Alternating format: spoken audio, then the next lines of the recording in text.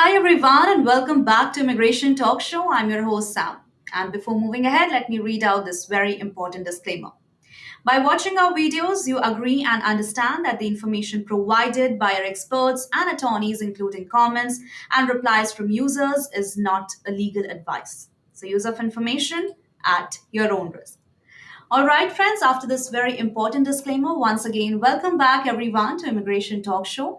I'm so happy to have you all here, and the guest who is going to join us is joining us for the very first time. So I'm really excited to have a show with her. And soon I'm going to introduce to her also. And friends, make sure that like, share, and subscribe to Immigration Talk Show. We are live on YouTube, also on X. And do follow us on different social media platforms like LinkedIn, X, and Twitter, also known as, and Instagram, and different platforms as well. And before diving into the topic, let me tell you, friends, that the guest who is going to join us is none other than Laura M. Contreras, who is an experienced immigration attorney from El Paso, Texas, with a deep understanding of immigration issues. And with over a decade of experience, she has become a trusted advocate for individuals and families who are navigating complex immigration processes. So, Attorney Laura also specializes in family petitions, removal defenses, DACA renewals, green cards, asylum, work permits, and more. And her passion for helping clients comes from her roots in the border community, where she has seen firsthand the challenges immigrants face. So, without any further ado, let me welcome. Hi, Laura. Thank you so much for being here. It's Hi. literally our honor to have a show with you. Well, I'm very happy to be here. Thank you for inviting me. Same here. So I think Laura, it's your first time, and our viewers are seeing you. So please go ahead and please take us some time to introduce yourself. Thank you. Well, I'm like I said, I'm Laura, and I currently live and practice in the Dallas-Fort Worth area. I've been licensed as a attorney for over 10 years, and I have primarily dedicated my career to immigration. I love helping the immigrant community, especially when they're navigating very, very difficult times. But currently, I live in the Dallas area and have been keeping up with all of the changes that have recently been affecting the immigrant community. And so anything that I can do to help or provide some guidance, I'm always willing to do. All right, that's lovely. And also, Laura, if you also want to, share like what motivated you to become an immigration attorney, because you said that you are from Texas, right? And that's like border to Mexico. So, what Yes. challenges do immigrants used to face over there from rest part of the USA? Well, where I'm originally from in El Paso, Texas, it literally is divided by a very, I say a small river, but it's pretty large. But it's something that can be seen pretty much so close. You can stand on one side and see Mexico, and it always impacted me growing up, looking and kind of wondering why this river divided me and my family so much. I could not see my family, or vice versa, they could not visit, and I never understood why. Being so close to a city called Juarez, Mexico, I saw that the way of life was just so different, and I didn't understand how it was just unfair that I get to be born in El Paso, Texas, whereas all my other family born in Mexico couldn't have the same benefits or couldn't have the same experiences that I was going through. And so it started there, wanting to join my family or have my family come be in the United States, but it didn't work out that way. It wasn't that simple. Especially considering the wait times, and although people lived so close, they were so far, so divided by these laws that we have. And it was always something that I felt was unfair, and wanted to kind of bridge the gap and trying to bring people together, because it just didn't seem logical that we would literally be less than a few feet away from each other geographically, but we couldn't just cross over into each other's land so easily. That's right. And that's really deep. And thank you so much, Laura, for putting up that because, of course, we have been seeing that our neighboring countries, we can just see that it's just a line of a river. But it do have a lots of rules, lots of changes are over there, just to cross that border. So Yes, that's yes. wonderful. And all the very best to you as well. You are doing wonderful. And I'm sure the show is really going to be helpful for our lots of viewers over there. Okay, and friends, the best part is you can also get in touch with attorney Laura as well. You just have to visit the link that is on your screen, and you'll get the contact details of the attorney. Okay, so Laura, I think today the topic is very important and a very necessary one about marriage based green cards. What's new in 2025? So, we have been seeing so many updates are there according to USCIS and according to rules as well. So, let me go with the very first question that what are the major changes to the marriage based green card process in 2025? Well, so far there hasn't been major changes. When it comes to a marriage-based green card, the evidence needed has always really been the same. However, I would say that now they are being very specific and more picky. So there, the evidence that was always required was always there. So it's not just enough to have a marriage certificate. Being married alone is not enough. There has to be more evidence, and especially when the marriage has been less than 2 years. So at that point, immigration automatically presumes that the marriage was entered primarily, for an immigration benefit when you file paperwork so quickly. There's nothing wrong with that. There's no rule that you can't do that, but the evidence and the burden to produce the evidence is going to be greater. So, for example, the evidence of cohabitation, that is something that people don't realize is very important. Evidence that you live together, evidence that you have financial assets together, liabilities together. If you have children, also that does help. But being just married alone is not enough. And I think that the change that I've seen this year is that they are being a little bit more picky. It's not what maybe was enough last year or the year before is now being scrutinized more because they are really wanting to cut down on any type of marriage fraud cases. And there has been a lot. I think just in general, the feds have really cracked down on different marriage fraud cases. And so that makes it harder for everyone else who is trying to do it the legitimate way. But I would definitely say that they have been scrutinized more in the evidence that they are requiring now. Absolutely. And currently, in 2025, we have been seeing more scrutinies are there, more RFEs, also filing fees has been increased and process has also been increased, like maybe from 8 to 14 months or more than that. So these are some of the changes that we have been seeing. But continuing with my question, Laura, I think let's go ahead and understand that have processing times improved or worsened this year? What's your call on that? Well, it's been interesting because under the Biden administration, they were waiving a lot of the interviews. If you submitted, substantial amount of evidence, they were giving and granting a conditional residency, right, for 2 years and allowing you to have more time to gather evidence so that you can go back and remove the conditions of the green card. And so that was helping the processing times because it was basically eliminating the need to meet with an officer for every single application.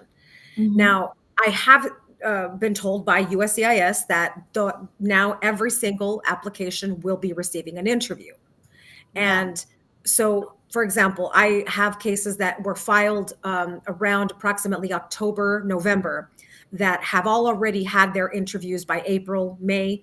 I have one, I can tell you that I filed in February. The receive date was in February, and we are set for an interview coming up next week. So, right now, it's a little soon to say exactly how long these processing times can take. During the first Trump administration, I did see an increase of up to 2 years sometimes for those marriage based green card interviews. I think that now under this administration, currently, I can't say yet if they are really taking longer, but I can tell you that the update of the form. So so often they update the edition of the immigration forms, and Mm-hmm. that form was updated in approximately it was beginning of March, but it reflected the January 20th, 2025 date. Yeah. So I've seen that the applications that were submitted previous to that are the ones that are receiving interviews right now. Mm-hmm. I look forward to hopefully, the processing times that we've seen, maybe 6 months or so. The average, I can tell you, prior to the current situation, was always about 6 months to a year. So Yeah. anything in that time frame is considered, normal. Anything longer than that usually means that there's probably some deep investigation going on or just more scrutinizing. Mm-hmm. But definitely right now, I would say that it's a little too soon to see exactly because we've only been into 2025, several months. So we don't know how long yet. The ones that I filed, for example, in March, we're still waiting to receive work authorizations. Yeah. I can tell you one of the major changes that we are seeing right now is that the employment authorization that you would get while you were waiting for your green card interview Mm-hmm. used to arrive a lot sooner. Yeah. We're seeing a delay in those, as well as the social security cards. USCIS used to notify you Social Security, and that would be sent together with your green card. Now it is not like that. Now the green cards are being, the employment authorization cards are being sent without any Social Security card, and the individual then has to contact Social Security on their own to Mm-hmm. actually get that card issued to them.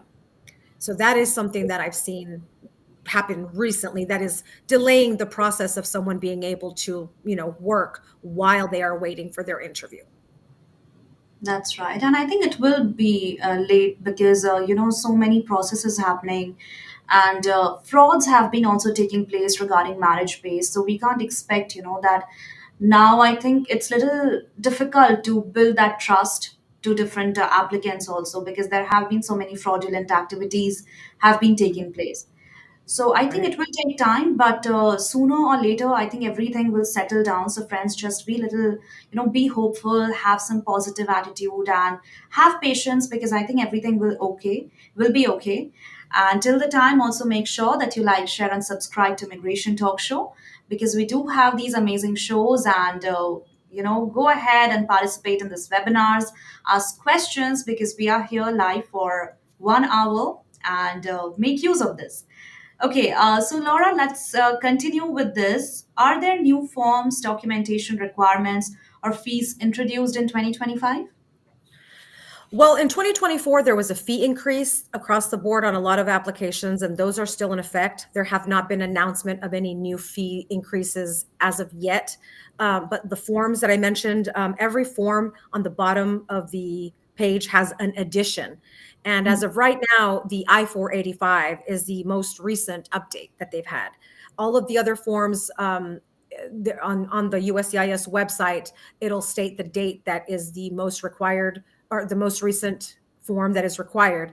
And as of right now, the I-485 is the one that has received the most recent change. But I know the U visa has. Um, but yes, there are additions that are new, and that recent addition will be January 20th, 2025, is the addition that all forms need to be used for the marriage-based applications. Okay, all right. Thank you so much, Laura, for your answer. And I can see some of our viewers have joined us. So, hi, Jadav. Hi, Seema. Thank you so much for your comment. We are going to take up your comment after half an hour. So, please go ahead and put any follow up question or any doubt, regarding the topic that you have in your mind, and we will definitely take them up. Till then, I think let me continue with my next question. And this is a very important one, Laura. That, what are the top reasons, according to you, that marriage based green cards get denied in 2025? Well, for sure, lack of evidence, right? They need to have evidence of what they call bona fide marriage or good faith marriage. They have to live together. The presumption if you're married is that two people become one. So they expect you to reside and live together. They expect you to have joint assets, joint bank accounts, have bills in both of your names. They definitely expect a lot of evidence of a good faith marriage, and that can be in different things. You don't have to have everything on their suggested items, but for example, filing taxes together, right? At least being able to hold yourself out as husband and wife on a uh, application of some kind, whether it be with the IRS, whether it be with the bank, whether it be with any type of school document from your children's school. Anything that can show both people's names on a document, showing the same address, that is very important. And that is something that sometimes, people can't live together for different reasons, but it has to be clearly explained why. There has to be a written statement by the petitioner and the beneficiary explaining, for example, if there's a because of work or because of school, or if the beneficiary does not live in the United States, right? There has to be the written explanation as to when they intend to live together, where they intend to actually have their future together, um, evidence of trips together, evidence that you send money or there's some kind of financial support. But Mhm. there's people think that just having a marriage certificate is enough, and it's not. Actually, those are the ones that usually get denied because they don't have the enough evidence. And so it's very important that they consult with an attorney to find out all the different types of evidences, because there's many types, and from photos to affidavits from friends and family, to any type of of course birth certificate of children. But definitely there has to be enough evidence of what they call good faith marriage. Of course, I do, and I think that's wonderfully explained. We need to have proper proof of everything, but also talking about different couple, like maybe for example, or a couple those who are just married or newly married, and there is also very personal questions have been asked during the interview process also, right? It's not only about what is the date of your marriage, or which color is, I mean, what's your favorite color, or what's your spouse is looking like this, or anything, but the questions are becoming very personal. So for couple those who are newly married, for example, just a month ago, and maybe husband get back to the USA and wife is still staying in Mexico or India or any part of the country, and when she came for the interview and the personal questions are being asked, so do you think just by living together in a month it is possible to answer those personal questions very confidently and very clearly? Because I don't think it's going to be easy for them, because it's not only about the dates or the times, it's more about to observe the actions of your spouses. What is he doing when he's waking up, or which I mean, which side is he sleeping on the bed? So these are very personal questions. So what's your call on for the newly married people? Well, in those cases, the questions, right, that they're going to ask, these are the standard questions that you get on these interviews: is how did you meet? How Okay. did you meet? How did you decide to be married? Where did you get married? Who was there? Depending on the answers given, there's follow-up questions. For example, if they say, well, we went to dinner for our first date. Okay, what restaurant? What movie? If they say we went to see a movie. So depending on what you say, they could prompt other specific questions to your answer. But they always want to understand the evolution of the relationship and how they met. And depending on what they say, depending on the evidence that has already been submitted, that's why the written statements are very important, because the adjudicator will already have read or reviewed your affidavit or your written statement and the affidavits from friends and family. So sometimes if they already have that, the questions are a little bit not as detailed, because they've already gotten the answer. They already have a background. But that's the first questions that they'll always ask is, how did you meet? And for example, when you have a wedding, who was there? Friends and family, who was there to support? Who is in agreement with this relationship? And the dynamics behind how someone decided to marry, proposing, having a ring, having a wedding. All of those things are activities that are normal to a marriage. And so depending on, like I said, the questions on how you answer in the interview, when you're making, when you're explaining, when you're making eye contact, they can always tell when you're nervous. And so it's very important to try to not be, but I know it's hard, especially when you're sitting in a government office. But when you're telling the truth, that's the most important thing, is that the truth will always come through. And these officers will know when you're lying. They can tell. So it's very important to be very honest about everything. That's right. Absolutely, and that's very well put up. Thank you so much, Laura, for explaining that in a very detailed manner, and that too with examples. I'm sure it's little difficult for newly married people, but I think that's how they have to figure out things. And if they're honest enough, I don't think anything will be there to worry about. Okay, and let me take up this question as well. How can it's related to this only, but still I think it will be easier for our viewers to understand. How can couples prove their marriage is a genuine one, especially in long distance or recent marriages? Well, definitely this is where statement comes into play. They have to explain, how they met. Obviously, if you don't live in the same country, you have to give a background as to what brought the two people together. Okay. And so a very, very clear explanation of that, including, evidence of travel. If you have a long distance relationship, you have to make the effort to see the person. Otherwise, it's not going to be considered a good faith marriage. So there has to be evidence of seeing each other. There has to be evidence of at least photos, and letters and affidavits from friends and family. Hmm. And there has to be, something that explains more why you don't have more evidence. In situations like that, there's usually one spouse who is sending money.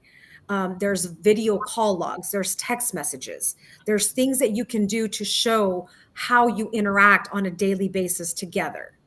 So in those cases, and like I mentioned earlier, when people have been married a very short time, I can tell you that they're going to be probably given something called a conditional resident card, which allows them to 2 years to Hmm. gather more evidence. It kind of gives them a little bit of more time to gather, and then you go back and you remove the conditions with the same evidence that we're discussing.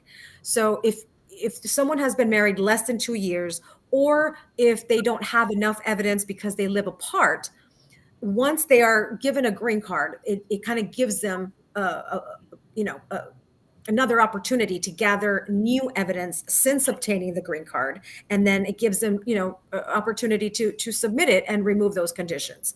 So in those situations, if you have at least enough with an explanation, clear evidence of at least visits, photos, communications, letters from friends and family, that's the type of evidence that I think would be helpful in those situations. But definitely, there has to be an explanation of the plan, of the future plan. How long do you plan on living like this, and where do you plan on living together, and what's the end goal for the marriage? Wow. It sounds so exciting and beautiful that it's not only they have to click pictures or, stay together, have to observe each other's actions and need to call each other, have to go and meet to the in the USA. It's like they are not just putting efforts to get green card, but they are also putting efforts to make their relationship a better one. And I think Correct. these how the couple can also know each other. It's not only about green card I'm talking, but also generally, I mean, they can make their relationship a pretty one by having Right. pictures together, doing video calls. So that's really great. And also another very important question that I want to go ahead, and that's completely opposite from what we are talking now about a divorce case. So let me go with one case study, Laura. And like for example, there's a girl Priya from India.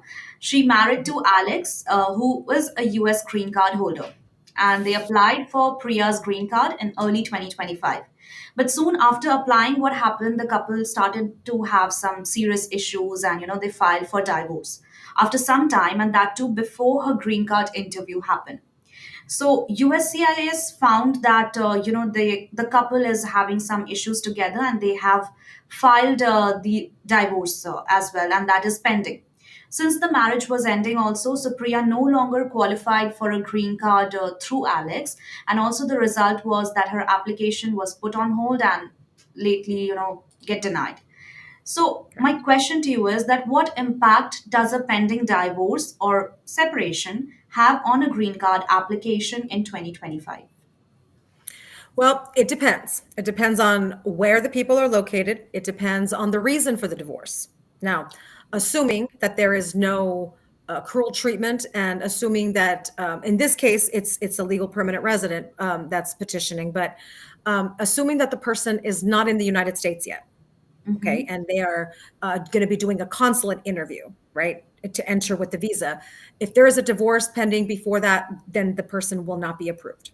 So if the person is outside the United States, divorce happens before their interview, that right there automatically divorce makes that person no longer a qualifying relative Yeah. for a green card. If the person is in the United States, okay, and if in this situation, let's suppose there was abuse, there Okay. was some type of cruel treatment, in spite of everything, they could possibly file with, a VAWA application, or in the case of a green card, they file the I-751, which is filing, for the exception of this. Now, again, it just every case is very, different, but assuming based on the facts that you gave me, Mm-hmm. um, a divorce definitely makes that person no longer a qualifying relative. Okay, Yeah, but it there are does. certain situations where, depending on the facts, they may continue to be able to be eligible, Mm-hmm. even though they have divorced, because again, where they're if they're in the United States, and if they've been a victim of some type of abuse, or there's been something that you can show that the petitioner is responsible for. So there have been situations where, in spite of a pending divorce, perhaps the person could still obtain a green card. But for the most part, a divorce makes the marriage-based green card ineffective, because you need that qualifying relative to be the petitioner. And without the petitioner, there is no green card for that person. Absolutely, that's right. And I think this is a very important part because, we are talking about marriage based green cards. So we should also look at the other part of the story as well. What happened to those couple whose divorce case is pending, or, who want to go for divorce? So thank you so much, Laura, for putting that up. And friends, if you have any question in your mind, anything regarding the topic, then please go ahead. And again, I'm saying to put them in the comment section. And just after one or two questions, I will dive into comment section. So go ahead and grab the opportunity to get in touch with attorney Laura as well. And to get in touch with her, you just have to visit the link that is visible on the screen. So go ahead, friends, and do the needful. Okay, so Laura, here's another question from my side, and this is again a very interesting one about social media platform. And when we talk about newly married couple or any couple, right? I mean, nowadays we have so many pre-wedding shoots or whatsoever. People are putting vlogs of what they are doing at their home. So the question is that what should couples avoid doing on social media or public platforms that might raise some red flags with immigration officers? Well, social media is very tricky, because you post something, and whatever you post, you should always be okay with the world knowing about what you're posting. People that think, oh, it's just my page is private, nobody's going to know. No, they will know.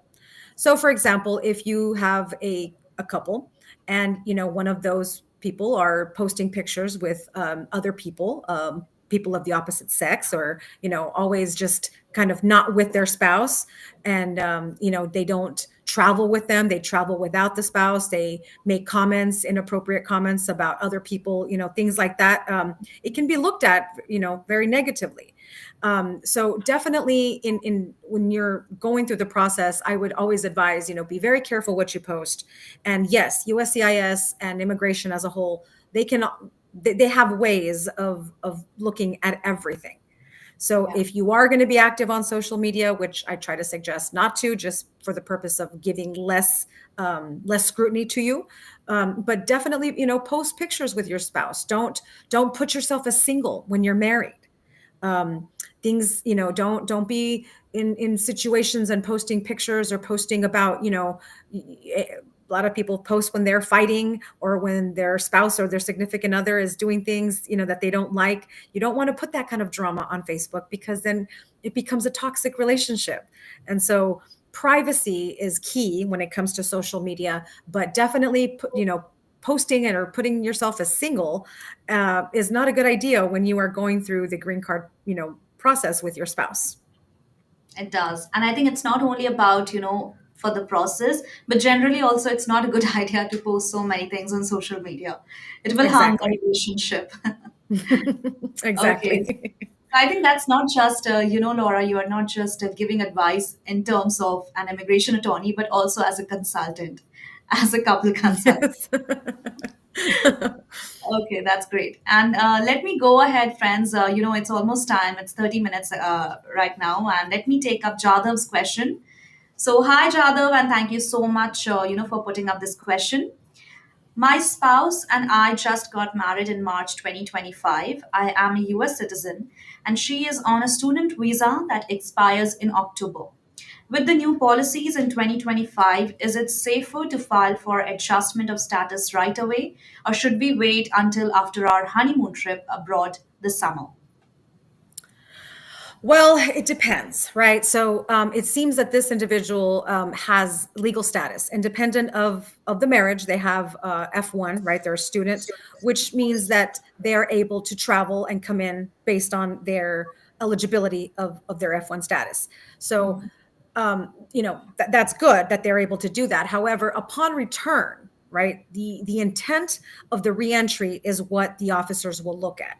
If the person is intending to be a permanent resident, when they're entering with their visa, they might be questioned as to, what are you doing, and are you still in school, and it might subject them to secondary questioning if the officer knows that they are married to a US citizen and have a pending I-485. Now, in that process, there is a way to file what they call the advance parole. Okay, there is a document that you can file while you are pending your adjustment of status if you need to travel outside of the country. If you travel outside of the country without this document approved, you are abandoning your adjustment of status. So I always advise, depending on the reason for travel, it may be better to wait, right? But in certain cases, that's an emergency, you can't help it, or if there's already specific economic plans that have been made, and it would be disastrous for you economically. Definitely apply for advanced parole. But in this case, if there is already a honeymoon planned and they're already married, um, and there's a way for this person to enter right back and forth, and again, as long as they're still in status, you don't want to give any question about the intent upon return, Mhm. because even with an advance parole document approved, it says very specifically on that document that return into the United States is not guaranteed. Yeah. Even though you get that approved, there is no way that any attorney or anyone can guarantee you that you will be allowed in. Now, there's good chances depending on the questions that you are asked, but in the case of the question, because right now everything that's going on, I would caution to say, if the person is able to re-enter without problem with their current visa status, I would say wait until you come back, because during the adjustment of status process, it could be a few months, it could be maybe a year, and I Mhm. would say plan on staying put. I always tell my clients it's better to just stay put for 1 year, and Yeah. then you're able to travel freely after that as a resident. But leaving the United States while you have an adjustment of status pending is always a risk. And it's not a risk that I would advise anyone to take. Most people sometimes don't have that kind of a status, so they don't have the privilege of being able to enter. But if they are, and they're a student, and they can show that they are still in the school program, travel with the proof that you are still in that program, or that you are still in status. Because if you are, then independent of your marriage, you are still able to enter and leave the United States. That's right. And I think that's a very important one. So thank you, Laura, for taking up Jadav's comment. And Jadav, I hope you got your answers. So it's better to like be little, to be in US or wherever you are right now, because this time it will be little risky for you to travel. And in case if you have any follow-up question or any other doubt that is still in your mind, then please go ahead and put them in the comment, and I will definitely try to address that to the attorney. Seema is also here. Hi, Seema. Thank you so much for your comment. Seema is saying, I heard there's more scrutiny now on marriage interviews, especially with social media being looked into. What should we what should we be careful about when preparing for our interview in 2025? And the follow up question is, can they really check anything on social media? Do they have right to ask to log in or on any specific social platform? Okay, so when you're preparing for an interview, right, to adjustment of status, meaning inside of the United States, no, they don't log in to your social media at that point. Okay, but understand that they've already probably researched and looked at your social media page. However, right now, entering the United States, when you are going through customs, border patrol, whether it be the airport, whether it be, at the port of entry, those officers have the right to go through your phone and go through your social media. So if you are traveling through the port of entry or through an airport, uninstall your social media. Just get rid of it, close it down, because yes, they will be able to go into your phone and inspect anything that you have posted. But that is only at the port of entry or at an airport of some kind. At a USCIS interview, that has never happened. That they've never asked for that. But they have most likely already what I call, stalked you. They've already looked at your page. They've already probably looked to see what type of postings you're making. Right now, they're looking for certain things that are being posted in terms of this current administration and their preferences. But as far as the relationship goes, like I said earlier, don't put that you're single. If you're married, make sure that you hold yourself out as a married person. Don't, post things about your relationship and fights and drama and all of that stuff. That's this type of stuff to avoid when you're going through a marriage based green card.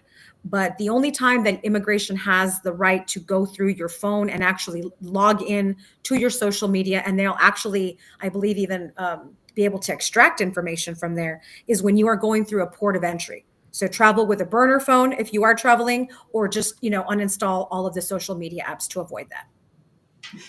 All right, that's a great advice. Thank you, Laura, for taking up Seema's comment. And Seema, I hope you got your answer. So I think it is better to uninstall those social media platforms or anything. If you're posting, then make sure that your spouse is there. Okay, and also, Correct. Laura, I mean, as you said, the officers, they are going to check for the social media post and everything.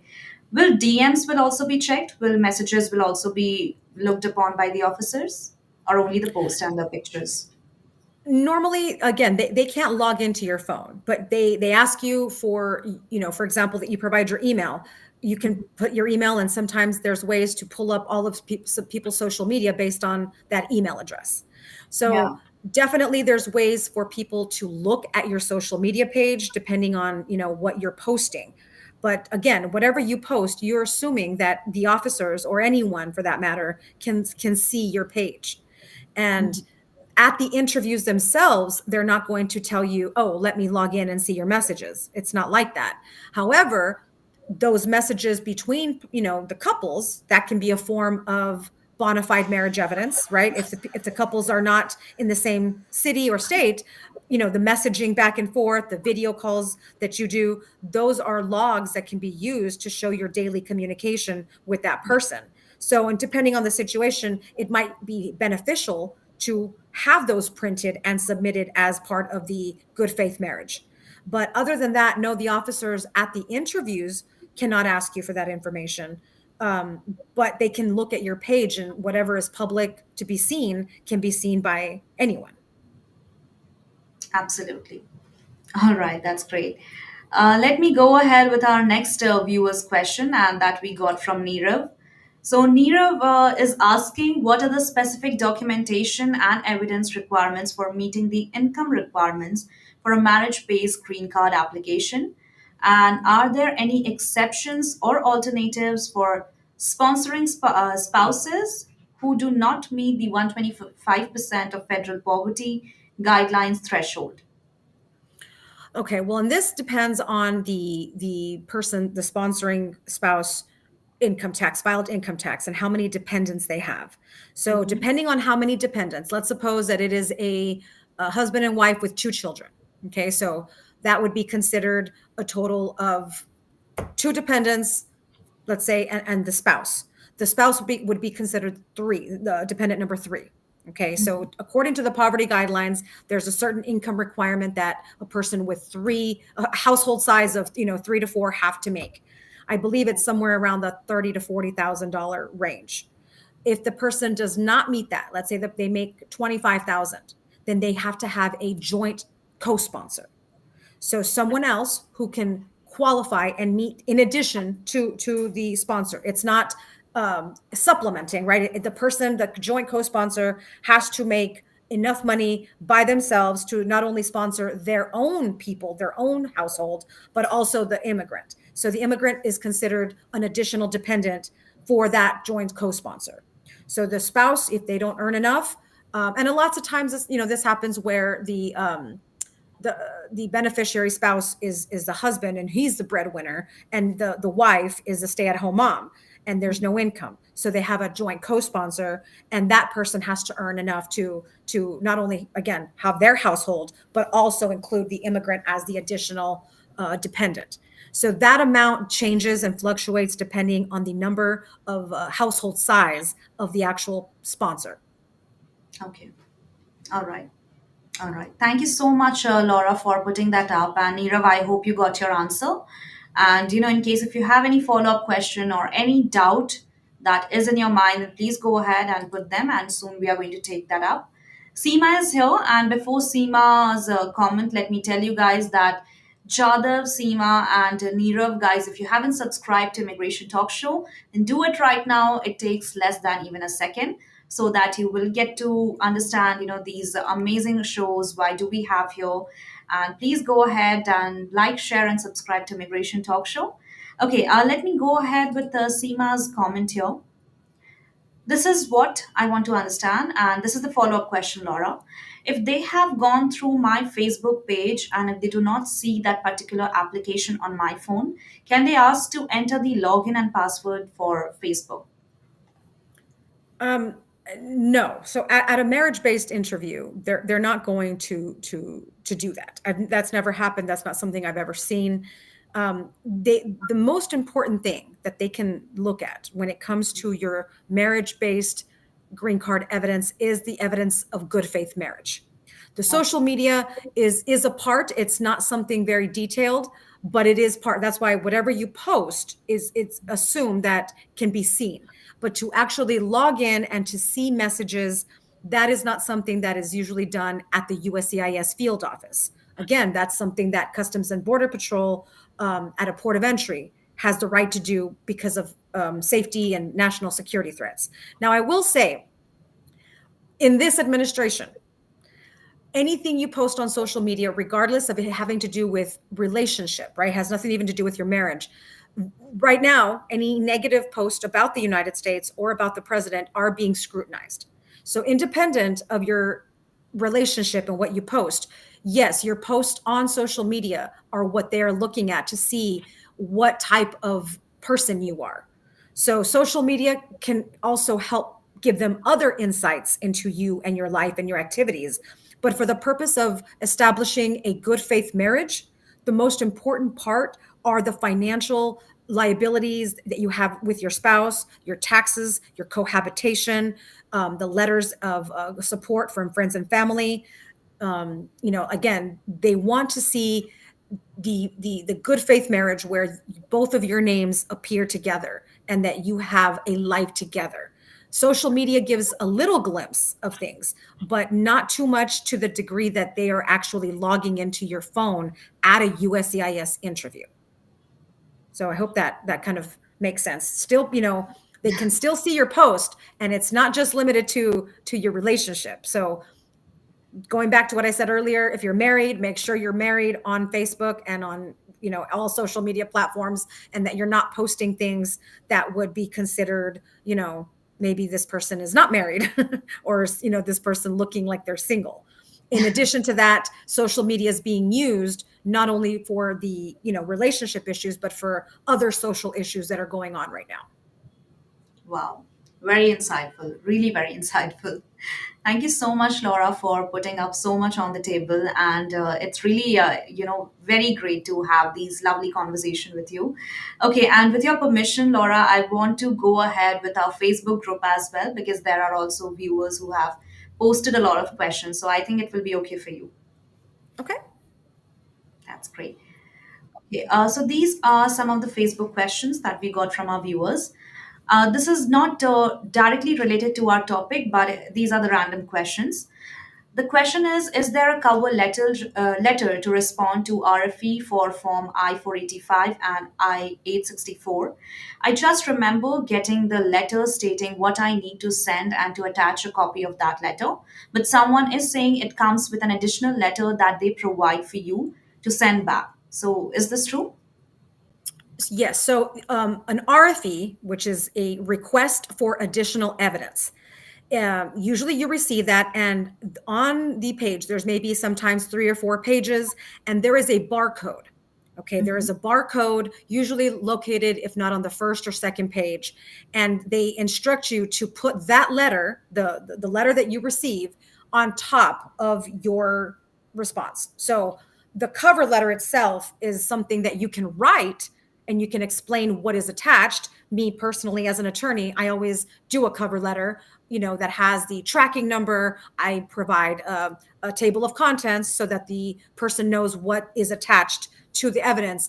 But one of the most important things is the document itself that USCIS sends to you. You have to include that because of the barcode that is on there. They scan that barcode, and that's how they know to put it into your file with USCIS. Okay, that's great. Let's move ahead with the next question. Okay, so this is the question we got from anonymous participant. My spouse is the beneficiary, and I am the US citizen petitioning to adjust status for my husband. Has anyone experienced the following? Firstly, my husband came into the US in 2008 as a minor without inspection.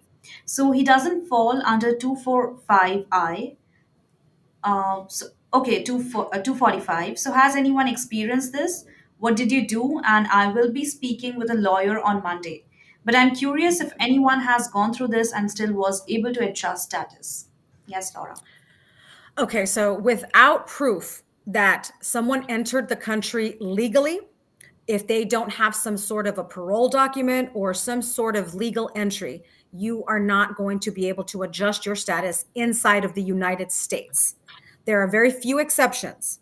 The exceptions, and I think he mentioned 245I, is if someone had filed a petition prior to April 30th of 2001.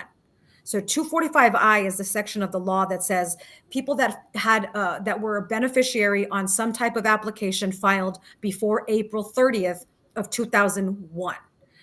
So if they meet that exception, then the legal entry isn't an issue.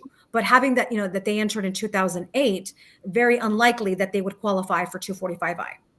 And without a proof of a legal entry with either an I-94 or some sort of parole or some sort of inspection that you can prove that they vetted you prior to entering, you're not going to be able to adjust your status inside of the United States. You will be able to do an I-130, and then you'll have to do a provisional waiver depending on if you're eligible, and then the final interview will take place in the consulate of the beneficiary's home country.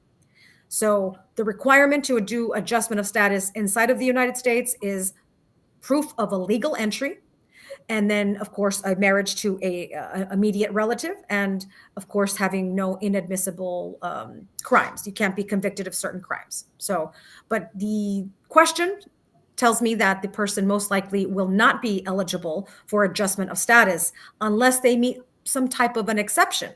Mhm. And there's very few exceptions, but the facts here don't tell me more other than an illegal entry in 2008, and that does not allow him to adjust status. All right, okay. And thank you so much, Laura, for taking up this comment. And let's move ahead with our next question. So here we got from anonymous participant, and the question is: I already have a SSN issued to me as I'm an F1 student. While filing the I-485 and I-765, where they asked to provide my SSN and then ask Do you want the SSA to issue you a social security card? So, do I answer yes because I want to use my new EAD when issued and let go of my F1 status? Yes, yes, you do want to put yes. Now, the social security number, it also asks you to list if you have been given a social security number because the number will be the same. But on the actual card, there is a restriction on there that says, usually with an F1, it can only be used in certain locations. So to remove the verbiage and the restriction, you do want to get a new social security card because when you get your social security card with your I-45, you don't want any kind of restriction on there. Now, when you get it with your an EAD, it says, this social security card is only valid with proof of DHS work authorization. So at some point, once you become a resident, you don't have any more restrictions on your social security card. So you want a new card so that there is no verbiage on there restricting the use of the card. So Mhm. yes, put the number and put yes to that question. All right. Thank you so much, Laura, and I hope that this will be really helpful for them. Okay, next we have from Ramesh. He's saying he's confused. I'm a married spouse to a LPR. We have filed I-130 and I-485. PD is was April 24, 2024. My spouse is going to be naturalized, planning to file N400 in September 2025. Hopefully, she will be naturalized before mid 2026 so that I can upgrade to IR as soon as she neutralizes. My confusion is I am currently on H1B that is valid until October 2026, and I got EAD approved through spouse that is valid until April 2029. So I didn't file I-140 to extend H1B just in case if my I-485 get rejected and I will be out of status. So, any suggestion, Laura, to him to file I-140 if something happens to I-485? I'm in a Yes. dilemma. Please suggest me. Yeah, please go ahead. Yes, absolutely, absolutely. Always have your plan B. Similar to DACA, people that have DACA when their renewal is about to happen, I always say renew because you never know what could happen. There's Mm-hmm. no way that you can be guaranteed, and you always want, at least right now, especially right now, you want to have legal status at all times. So I have a little questions about how they were able to file the I-130 and I-45, being that it was not an immediate relative category. But again, that's not part of the issue. If the question is, should you refile or do your I-140? Yes, because you don't know how long this could take. And you don't want to fall out of status during that time. In case anything goes wrong, you always want to have a backup. So it's better to have a safety net than not to have it at all. And I would suggest you file the extension for the I-140. Okay, that's great. Thank you so much, Laura. And I think let's end these Facebook questions, or if you want, we can take this last one as well. Okay, Sure. let me go ahead with this. I'm filing Form I-131 as part of my I-485 application as an F2A. So for this part, if my reason is to visit my family and attend wedding of my brother, and length of stay is 12 days. So is that good enough, or I have to explicitly have a strong reason and proof? USCIS mentioned educational, employment, humanitarian purposes. So I'm very confused. Do we really have to give a strong reason to travel to get an advance parole document? I thought it was just a regular part of I-485 application like EAD. Yes, Laura. It used to be. It used to be a form that they didn't charge a fee for.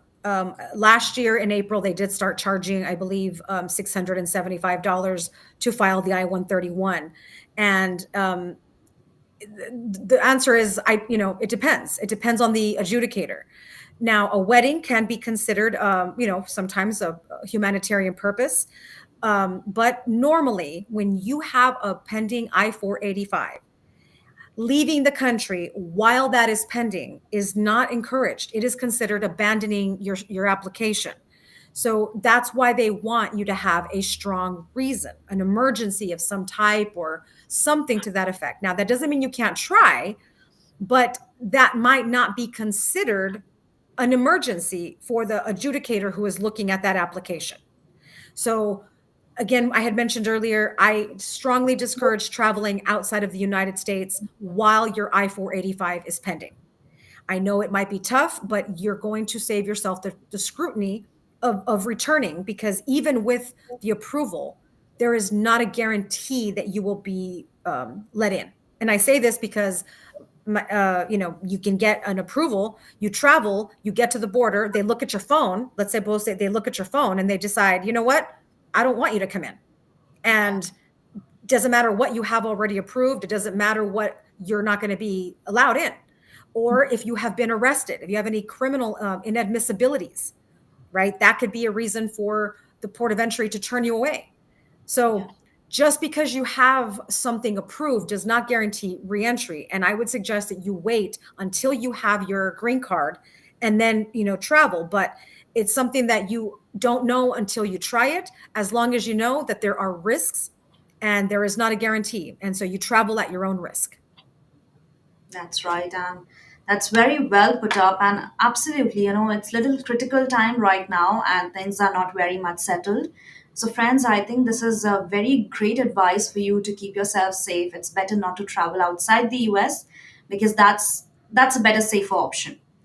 All right. And with that, any questions you have, or in case if you still have any doubt regarding the topic or anything about immigration, if you're having your immigration journey and facing some queries or questions, then please go ahead and reach out to Attorney Laura Contreras. You just have to visit the link and you'll get the contact details of her.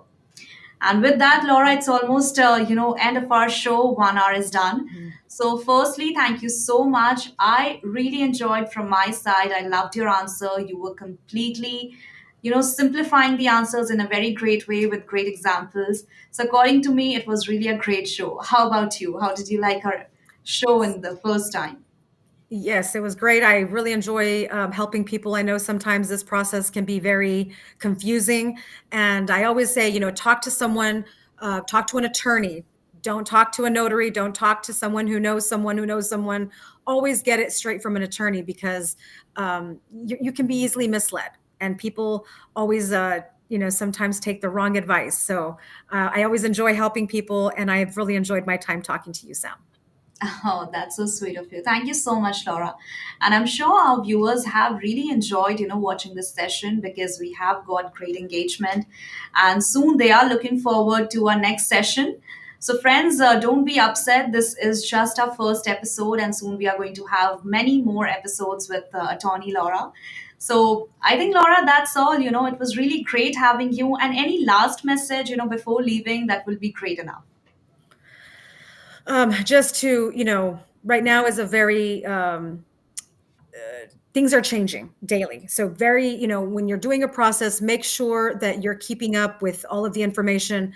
I always say go with an attorney. I know it might cost some money, but it's better to start with an attorney than having to go back to an attorney after a denial.